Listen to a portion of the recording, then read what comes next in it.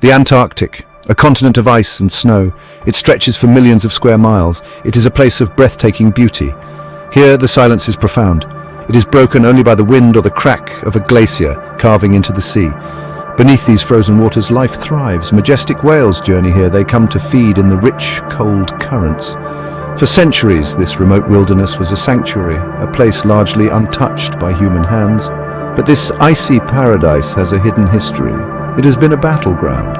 A secret war has been waged in these frigid waters. It is a conflict unseen by most of the world. This war was fought over the giants of the ocean, the great whales. On one side, whaling fleets. They hunted these magnificent creatures, often under controversial justifications. On the other, passionate activists. They sailed into the heart of the danger. They were determined to protect the whales. Their methods were often daring. Sometimes they were dangerous. This is the story of that conflict. The Southern Ocean surrounding Antarctica is a unique ecosystem. It is incredibly productive. Krill, tiny crustaceans, swarm in unimaginable numbers. The story of whaling is long, and often it is a brutal one. For centuries, humans hunted whales, first from small boats with hand-thrown harpoons, but the Industrial Revolution changed everything. Steam-powered ships arrived, explosive harpoons were invented. Whaling became an industry of immense scale. Whale oil lit cities. It lubricated machines. Whalebone was used in corsets and umbrellas. The demand seemed insatiable, and the great whales paid the price. Their numbers plummeted. By the early 20th century, many whale populations were decimated. The blue whale, the largest animal on Earth, was nearly wiped out. Other species, like the fin and sei whales, suffered similar fates. The Southern Ocean became a primary hunting ground. Its remote waters offered a final frontier for the whaling fleets. They pursued their quarry relentlessly. Factory ships turned these intelligent creatures into commodities. The scale of the slaughter was almost unimaginable. It was a dark chapter in our relationship with the natural world. In 1946, the International Whaling Commission, or IWC, was formed. Its initial aim was to manage whale stocks, to ensure the sustainability of the whaling industry. As official whaling supposedly wound down, a new force emerged. This was the Sea Shepherd Conservation Society, founded in 1977 by Captain Paul Watson. Watson was a co-founder of Greenpeace, but he believed in more direct confrontational tactics. He felt that simply bearing witness was not enough. He argued that laws protecting whales were being broken, and that someone needed to intervene. Sea Shepherd adopted a bold, often aggressive approach. They were determined to stop whaling operations directly. Their ships, often painted in intimidating black, became a familiar sight in the Southern Ocean. Vessels like the Steve Irwin and the Bob Barker, they were crewed by passionate volunteers from around the world. These individuals were willing to risk their safety. They sailed into the harsh Antarctic conditions. Their mission was clear: to physically obstruct the whalers, to make their operations as difficult and costly as possible. Sea Shepherd called their campaigns direct action. It was a form of environmental activism rarely seen before. Sea Shepherd's tactics were diverse and often controversial. They would position their ships between the harpoon vessels and the whales. The Southern Ocean became the stage for dramatic annual confrontations. Each Antarctic summer, the Japanese whaling fleet would arrive.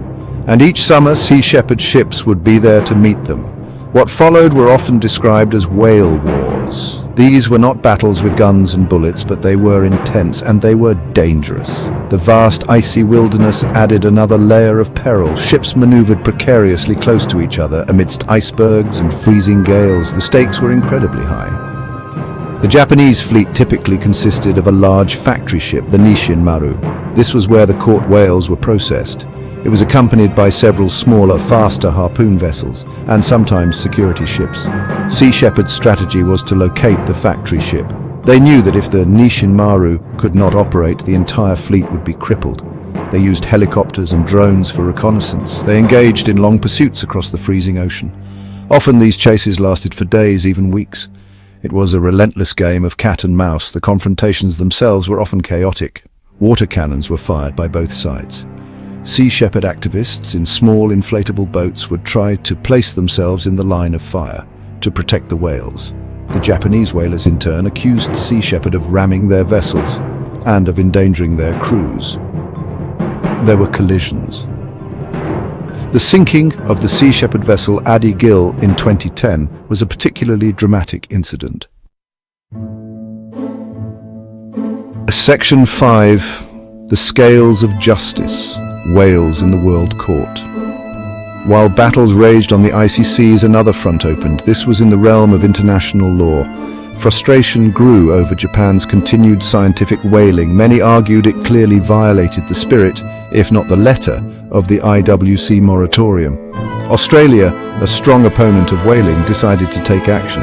In 2010, Australia initiated legal proceedings against Japan. They brought the case before the International Court of Justice in The Hague. This is the principal judicial organ of the United Nations. Its rulings are binding. The core of Australia's argument was straightforward. They contended that Japan's whaling program, known as JAPA 2, was not for scientific purposes. They argued its scale was too large, its methods were not scientifically sound, and the lethal take of whales was not justified by the research outcomes. Japan robustly defended its program. Section 6. A fragile peace, the shifting tides of Antarctic whaling.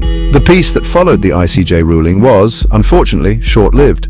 Japan, while accepting the court's decision on JAPA 2, did not abandon its whaling ambitions. In late 2015, they announced a new research program. It was called NUREP-A. This new plan significantly reduced the target quota for minke whales. It also claimed to address the scientific criticisms raised by the ICJ. However, many nations and conservation groups remained deeply skeptical. They argued it was simply a repackaging of the old program, a way to continue whaling under a different name. The Japanese whaling fleet returned to the Antarctic for the 2015 to 2016 season under NUREP-A. Sea Shepherd, despite its earlier declaration, also returned, though their campaigns were somewhat scaled back. The confrontations continued, albeit perhaps with less intensity than in previous years. The legal victory had changed the landscape, but it had not entirely stopped the hunt. The Japanese government maintained that its new program was genuinely scientific, and that it operated within the bounds of international law. The debate over the legitimacy of scientific whaling persisted. Section 7. The Unseen Threats, New Dangers in a Changing Ocean. While the direct threat of harpoons has receded in Antarctica, the ocean's giants face new insidious dangers. These threats are often less visible than a whaling ship, but they are no less perilous. Our planet is changing, and the oceans are bearing the brunt of this transformation. Climate change is warming the waters. It is altering the delicate balance of marine ecosystems.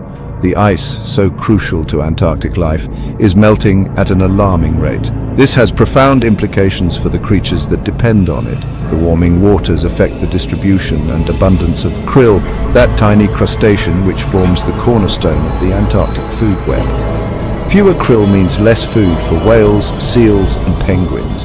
This can impact their breeding success, their survival rates, and their ability to undertake long migrations. Ocean acidification, another consequence of increased carbon dioxide in the atmosphere, also poses a threat. It can affect the development of shellfish and plankton, further disrupting the intricate web of life. Section 8. The Future of Giants, a Shared Responsibility. The long and often bitter whale war in Antarctica offers profound lessons. It shows the devastating impact humans can have on the natural world. The relentless pursuit of profit nearly drove these magnificent creatures to extinction. It also demonstrates the power of dedicated individuals and the impact of collective action.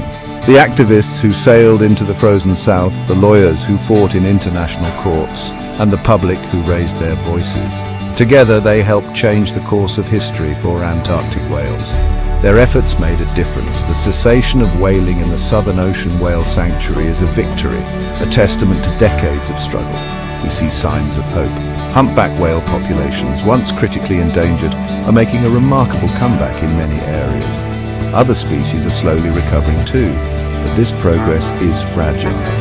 The new threats, climate change, pollution, overfishing, are complex.